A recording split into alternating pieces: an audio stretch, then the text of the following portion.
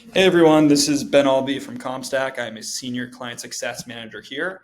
In my last video, I went through the portfolio overview, lease activity and property section, and also showed you how to construct a portfolio.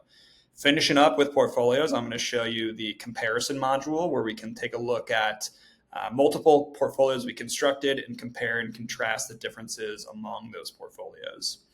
So in this case, we're going to stick with the example I created of New York City Midtown Class A properties. I also went ahead and created a portfolio for a New York City-based landlord, and we are going to dive into the Compare tool. So I'm going to click Compare Portfolios here.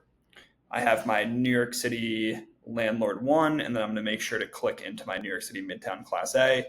Because this portfolio actually does include some properties outside of New York City, I can highlight how to use the filter bar here at the top. So in this case, we can just make sure jumping into markets, we only have New York City selected. And if I wanted to further refine down those submarkets, we can do that as well. So scrolling down here, we see some of those property and portfolio aggregations that were surfaced at the individual portfolio level, but we see these now shown side by side. So we can see here, New York City Landlord 1 has 48 buildings. My cut of Midtown Class A properties is a little bit larger there with 160 buildings, most of which is allocated to office.